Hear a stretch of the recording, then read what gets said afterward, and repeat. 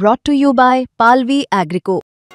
पालवी ॲग्रिको, भारताचा पहिला AI तंत्रज्ञानावर आधारित B2B आणि B2C ई-कॉमर्स प्लॅटफॉर्म. शेतीसाठी जे काही लागणार थेट तुमच्या बांधावर पोहोचणार, मोबाईलच्या एका क्लिकवर.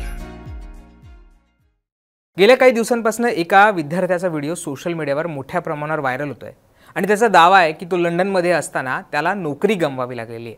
ही नोकरी गमवावी लागली आहे ते म्हणजे पुण्याच्या कॉलेजमुळे. त्याने असा आरोप केला आहे की पुण्याच्या कॉलेजने त्याला जे एक रेकमेंडेशन हवं होतं, रेकमेंडेशन पण नाही, खरं तर पुण्याच्या कॉलेजला एवढंच सांगायचं होतं कंपनीला की हा 3 वर्ष त्यांच्याकडे शिकायला होता की नाही, येस ऑर नोमध्ये उत्तर द्यायचं होतं, पण त्या कॉलेजने ते उत्तर काही दिलं नाही आणि त्याच्यामुळे त्याला ही नोकरी गमवावी लागलेली आहे. कॉलेजने जातीय दृष्टिकोन ठेवून त्याला हे रेकमेंडेशन किंवा येस किंवा नोचा जो ईमेल आहे तो केला नाही असं त्याचं म्हणणं आहे आणि त्यानंतर त्याने अनेक आरोप हे सोशल मीडियावर केले होते. त्या विद्यार्थ्याचं नाव आहे प्रेम बिराडे. प्रेम बिराडे सध्या लंडनमध्ये आहे आणि लंडनमध्ये त्याने तिथल्या युनिव्हर्सिटीमधनं त्याचा कोर्स पूर्ण केलेला आहे. तो कोर्स पूर्ण केल्यानंतर त्याला एका कंपनीमध्ये जॉब मिळाला होता. एका लंडनमधल्या एका एअरपोर्टच्या एक सिक्युरिटीची कंपनी होती, तिथे त्याला जॉब मिळाला होता आणि त्या कंपनीच्या पॉलिसीनुसार ती कंपनी तो कुठे होता गेली 5 वर्ष, त्याचं शिक्षण कुठे झाले या सगळ्या संदर्भातला ती चौकशी करत असते. त्या कंपनीने पुण्यातल्या मॉडर्न कॉलेजला एक मेल केला, कारण मॉडर्न कॉलेजमध्ये हा प्रेम बिराडे शिकत होता आणि त्यांनी असं विचारलं की हा विद्यार्थी या कालावधीमध्ये तुमच्या कॉलेजमध्ये शिकत होता का नाही. मॉडर्न कॉलेजला येस किंवा नोमध्ये या सगळ्या संदर्भातलं उत्तर द्यायचं होतं आणि हे उत्तर 3 दिवसाच्या आत कॉलेजला द्यायचं होतं. प्रेम बिराडेने कॉलेजशी संपर्क केला आणि त्यांना सांगितलं की अशा पद्धतीचं मेल तुम्हाला आला असेल, त्याच्यावर तुम्हाला केवळ रिप्लाय करायचा आहे. कॉलेजने 3 दिवस काही रिप्लाय केला नाही, टाळाटाळ केली आणि या दरम्यान तो कॉलेजशी संपर्कात होता. व्हाईस प्रिन्सिपल असेल, त्याचे HOD असतील, या सगळ्यांशी तो संपर्क साधत होता. 3 दिवसामध्ये त्याला टाळाटाळ केली आणि याच्या संदर्भातलं कुठलंही रेकमेंडेशन दिलं नाही किंवा त्या ईमेलला रिप्लाय दिला नाही आणि त्याच्यामुळे आपला जॉब गेल्याचा दावा हा प्रेम बिराडेने केला आहे. त्याचे व्हिडिओ सगळे समोर आले. त्यानंतर अनेक संस्थांनी या सगळ्या संदर्भात आंदोलनं केली, कॉलेजला जाब विचारला, कॉलेजने सुद्धा या सगळ्या संदर्भातला रिप्लाय दिलेला आहे. हे सगळं प्रकरण आपल्याला समजावून घ्यायचं आहे. पण या सगळ्यामध्ये एक गोष्ट झालेली आहे, ती म्हणजे ज्या कॉलेजने प्रेम बिराडेला रेकमेंड केलं होतं लंडनमधल्या युनिव्हर्सिटीमध्ये शिकण्यासाठी, तेच कॉलेज 1 वर्षानंतर त्याला रेकमेंडेशन किंवा येस आणि नोचा मेल का देत नाही आहे, हे सगळं आपल्याला समजावून घ्यायचं आहे आणि याच्यामध्ये प्रिन्सिपल यांची भूमिका किती महत्त्वाची आहे हे सुद्धा समजावून घ्यायचं आहे. तर सुरुवात करूयात या सगळ्या प्रकरणापासून. मी तुम्हाला प्रकरण समजावून सांगितलेलं आहे. माझ्याकडे काही लेटर्स आहेत, काही प्रेस नोटसुद्धा आहेत, ते आपल्याला समजावून घ्यायचे आहेत आणि काही स्क्रीनशॉटसुद्धा आहेत जे आपल्या समोर आलेले आहेत. प्रकरण अगदी सोपं आहे. प्रेम बिराडे नावाचा विद्यार्थी आहे जो मॉडर्न कॉलेजमध्ये शिकत होता. त्याने BBAचा कोर्स तिथे पूर्ण केला आणि तो कोर्स पूर्ण केल्यानंतर तो एका लंडनच्या युनिव्हर्सिटीमध्ये त्याने ॲडमिशन घेतलं. तिथे त्याने त्याचं शिक्षण पूर्ण केलं. आता लंडनच्या युनिव्हर्सिटीमध्ये ॲडमिशन घेताना त्याला रेकमेंडेशन हवं होतं, कॉलेजकडनं रेकमेंडेशन हवं होतं की हा विद्यार्थी कसा होता, त्याचं शिक्षण कसं होतं, तो कॉलेजमध्ये कसा अभ्यासात कसा होता, हे सगळं त्या युनिव्हर्सिटीला हवं होतं. त्यासाठी मॉडर्न कॉलेजने हे रेकमेंडेशन दिलेलं आहे. आता याच्यामध्ये काही मी तारखा सांगतोय आणि काही नावं घेतोय, ती तुम्ही काळजीपूर्वक वाचा. रेकमेंडेशन होतं 24/2/2024ला. हे लेटर माझ्या हातात आहे. त्यावेळेस प्रिन्सिपल होते डॉक्टर RS झुंजारराव, जे प्रिन्सिपल आहेत मॉडर्न कॉलेज आर्ट्स, सायन्स आणि कॉमर्सचे. खाली आपण जर व्हाईस प्रिन्सिपल बघितलं तर प्रोफेसर MD अलंदीकर आहेत, ज्यांची सही या लेटरवर दिसते आणि असिस्टंट प्रोफेसर BBA डिपार्टमेंटचे त्यांची सही दिसते. त्यांचं नाव आहे आशिष गाडे. 24/2/2024ची हे रेकमेंडेशन आहे. आता या रेकमेंडेशनमध्ये काय म्हणतायत की to whom it may concern, म्हणजे ज्याला कोणाला हे लेटर हवे त्याच्यासाठी हे लेटर लिहित आहेत. त्याच्यामध्ये त्यांनी, आता मी काही ठळक मुद्दे तुम्हाला सांगतोय, त्याच्यामध्ये ते म्हणतात की I have non mister Premvardhan Narottam Birade for 3 years in my capacity as an assistant professor at Modern College of Arts, Science and Commerce, Business Administration campus, where he pursued his 3 years degree course of Bachelor of Business Administration Studies under the Savitribai Phule University, SPPU ज्याला म्हटलं जातं, earlier non as university of Pune. म्हणजे हा जो मुलगा आहे तो 3 वर्ष आमच्याकडे शिकायला होता असं कॉलेजने म्हटलेलं आहे. It gives me immense pleasure to recommend Mr. Premvardhan Birade for masters at your Reverse University. In these 3 of acquaintance with him, I taught him course like management control system. I have also noticed him strong inclination during the course in the field of management due to his active participation in the events planning and managing committee of the college. आता हे जे recommendation दिलेलं आहे 24/2/2024ला, याच्यामध्ये college म्हणतं आहे की 3 वर्ष हा विद्यार्थी आमच्याकडे शिकायला होता.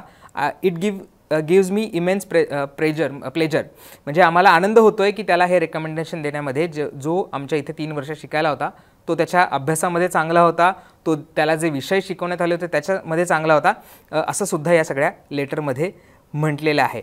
पुढे ते म्हणतात की I have observed that he grasp things very quickly and comes up with emerging ideas related to the project. म्हणजे तो एखादा विषय लवकर ग्राप्स करतो आणि त्याच्या ज्या आयडियाज असतात त्यासुद्धा उत्कृष्ट असतात, त्या प्रोजेक्टसाठी खूप चांगले असतात, असं सुद्धा कॉलेजने याच्यामध्ये म्हटलेलं आहे. आणि त्याच्यामुळेच त्यांनी हे रेकमेंडेशन लेटर त्यांनी दिलेलं आहे. हे आहे 24/2/2024चं.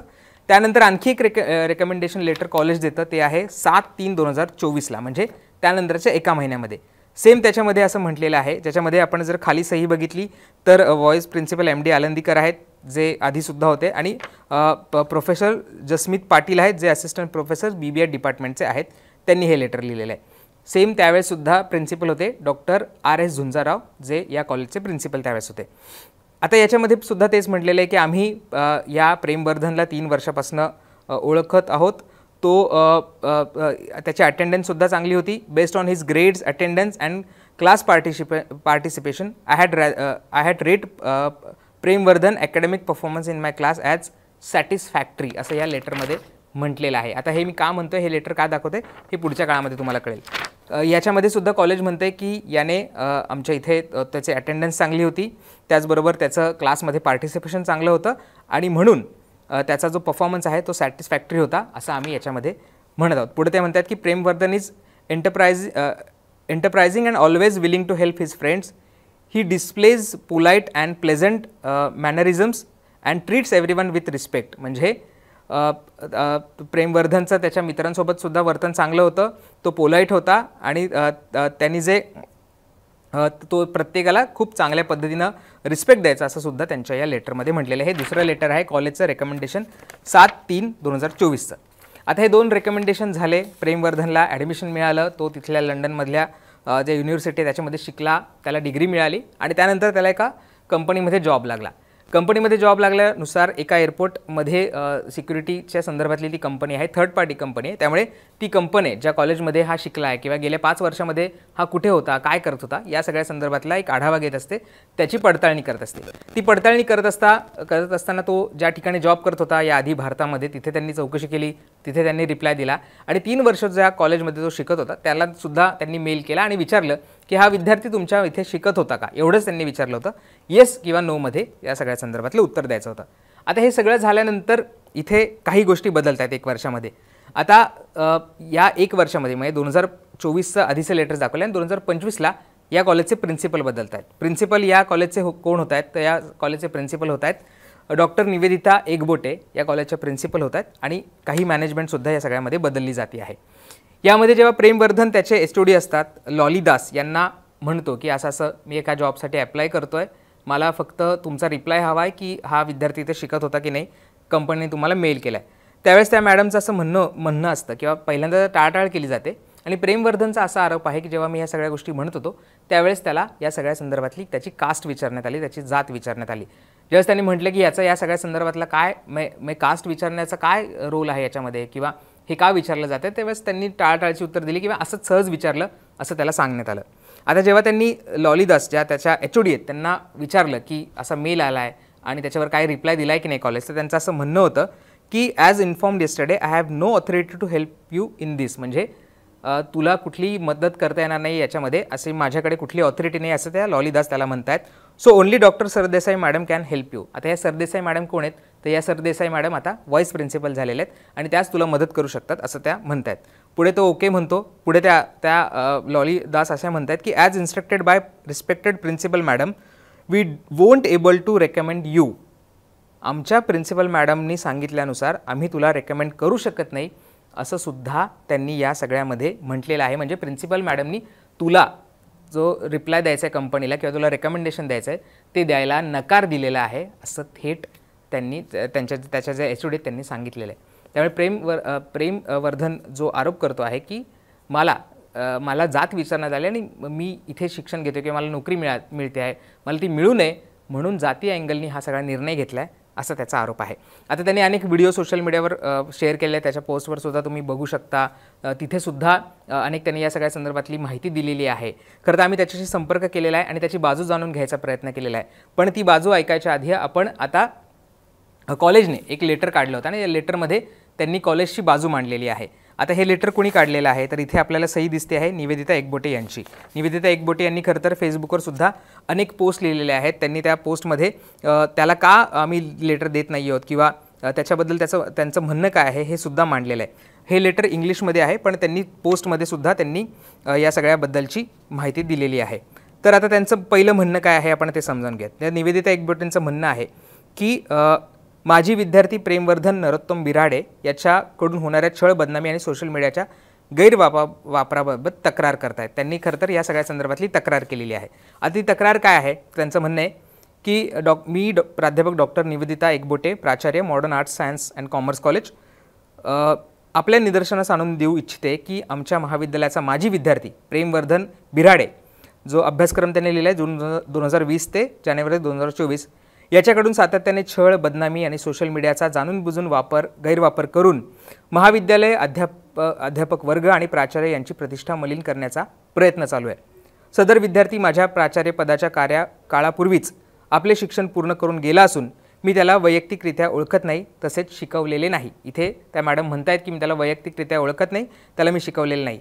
हे विशेष नमूद करावं असं वाटतं की सदर विद्यार्थ्यास महाविद्यालयाकडून यापूर्वी 3 वेळा तसेच एक बोनाफाईड प्रमाणपत्र देण्यात आलेलं आहे. त्यामुळे त्याच्या सर्व शैक्षणिक कागदपत्रांशी संबंधित मागण्या महाविद्यालयाने पूर्वीच पूर्ण केलेल्या आहेत. म्हणजे इथे सुद्धा त्या मान्य करतात की त्याला आधीच आम्ही रेकमेंडेशन दिलेलं आहे. तथापि अलीकडेच त्याने पुन्हा एकदा महाविद्यालयात येऊन एज्युकेशन रेफरन्स माझ्या स्वाक्षरीने देण्याची मागणी केली. त्याच्या महाविद्यालयीन काळातील शिस्त व वर्तन समाधानकारक नसल्याने आणि संस्थेच्या धोरणानुसार त्याला आणखी कोणतेही संदर्भपत्र देण्यास नकार देण्यात आला, असं थेट त्यांनी या सगळ्यामध्ये म्हटलेलं आहे.